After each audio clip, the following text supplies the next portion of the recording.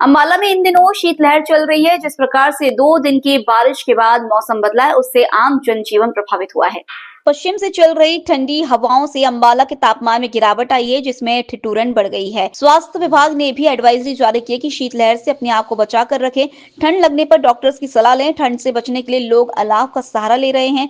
जिस प्रकार से हरियाणा में 2 दिन बारिश होने के बाद मौसम बदला है, उसका असर अब लोगों के जनजीवन पर पड़ रहा है। दूसरी तरफ पहाड़ों में हो रही लगातार बर्फबारी से मैदानी इलाकों में भी शीतलहर का प्रकोप देखने को मिल रहा है। पश्चिम से चल रही ठंडी हवाओं से पारा लुढ़क गया है। अंबाला की बात करें तो अंबाला के न्यूनतम तापमान 8 डिग्री से नीचे चला गया है। वहीं दिन का तापमान भी 16 डिग्री तक पहुंच गया है, जिससे ठंड बढ़ गई है। हालांकि बारिश के बाद अंबाला का AQI काफी सुधारा है। अंबाला का AQI 110 है। वहीं ठंड को देखते हुए एक तरफ जहां हरियाणा सरकार ने 1 जनवरी से 15 जनवरी तक स्कूलों में बच्चों की छुट्टियां कर दी है, तो वहीं स्वास्थ्य विभाग द्वारा भी शीतलहर से बचने के लिए एडवाइजरी जारी कर दी है। देखिए, शीतलहर जैसे चल रही है और अंबाला में खासकर धुंध, और जैसे आज का मौसम है कि धुंध पानी की तरह गिर रही है। तो इस मौसम में तो देखो हमें काफ़ी बचाव करना ही चाहिए, लेकिन आयुर्वेद के हिसाब से जो दिनचर्या है उसका ज़रूर पालन करें। इस मौसम में देखो सुस्ती रहती है और हम ज़्यादातर घर पे ही रहते हैं, लेकिन हमें बहुत ज़्यादा आराम भी नहीं करना चाहिए ऐसे मौसम में कि अगर घर से बाहर नहीं निकल रहे हैं तो घर पे भी सैर ना करें। ऐसा नहीं है, घर पे सैर ज़रूर करें ताकि जो ब्लड सर्कुलेशन है हमारा सही रहे, हार्ट पंप ठीक तरीके से करे, हमारे पूरी बॉडी में ब्लड सप्लाई अच्छी तरीके से पहुँचे। और चिलबेंस हो जाते हैं कईयों को, आपने देखा होगा ऐसे मौसम में उंगलियां लाल हो जाती हैं, गाजर की तरह फूलने लगती हैं, है ना। ऐसे ही पैरों की उंगलियों का हाल होता है। ब्लड सर्कुलेशन हमारा उस तरह से कम होना शुरू हो जाता है। जो हमारी कैपिलरीज हैं एंड एंड में उंगलियों के कोरे हैं जो वो फूलने शुरू हो जाती हैं। तो प्रॉपर ब्लड सर्कुलेशन चलाने के लिए हमें घर पे ज़रूर सैर करें, जितनी कर सकें उतनी ज़रूर करें।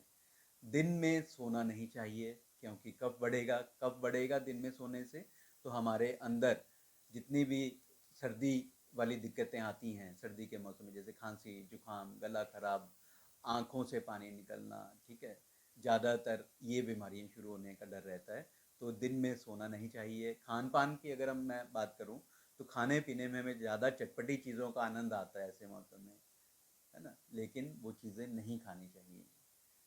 जैसे हो गया बेसन, हो गया खटाई, हो गई तली चीज़ें, हो गई अचार, हो गया चावल, हो गया केला, हो गया दही, हो गया, ठीक है, ठंडा पानी, ये बिल्कुल बंद करना चाहिए। हमेशा ऐसे मौसम में गर्म पानी का ही सेवन करें और गले का ज़रूर बचाव करें, क्योंकि गला अगर थोड़ा सा भी ख़राब हो गया तो सर्दी, खांसी, जुकाम, सांस की बीमारियां इस मौसम में काफ़ी होना का डर रहता है। तो हमें जैसे घरेलू नुस्खे हम अपना सकते हैं, जैसे काली मिर्च का पाउडर ले लीजिए 2 चुटकी, थोड़ा सा शहद और अदरक का रस, ये चाट लीजिए। इसके अलावा गर्म पानी लीजिए। इसके अलावा हमारे पास आयुर्वेदिक में हमारे सिविल हॉस्पिटल अम्बाला छावनी में जो आयुष विंग है, वहाँ पे जहाँ पे मैं कार्यरत हूँ, तो हम यहाँ पे कुछ थेरेपीज़ भी करवाते हैं सर्दी के मौसम के लिए, जैसे वस्ती चिकित्सा है या फिर नस्य है। जिनको पुराना नज़ला खांसी जुकाम रहता है तो उसके लिए हमारे यहाँ पे सभी तरीके की चिकित्सा उपलब्ध रहती है। और कुछ दवाइयाँ हैं, जैसे चाटने वाली कुछ दवाइयाँ इस मौसम के लिए बहुत बेहतरीन काम करती है। वसाका आसव है, वसाका आंवले है, च्यवनप्राश है, इस तरीके की चीज़ों का आप ज़रूर सेवन कीजिए ताकि हमारी इम्यूनिटी बनी रहे और जो रोग से लड़ने की क्षमता है वो हमारी बिल्कुल सही रहे।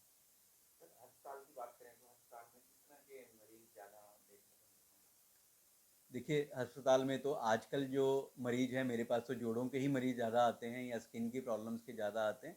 लेकिन इसके साथ-साथ कुछ मरीज़ आजकल 1-2 केसेस मुझे लिवर डिसऑर्डर के, जैसे जॉन्डिस मिला मुझे, और मैं सोच के हैरान हूँ कि इस मौसम में जॉन्डिस क्यों हो रहा है, क्यों नहीं है? मतलब ये बड़ा अजीब-सा थोड़ा-सा क्वेश्चन मेरे लिए थोड़ा-सा बन गया, क्योंकि उनमें सीरम बिलिरुबिन काफ़ी ज़्यादा पाया गया।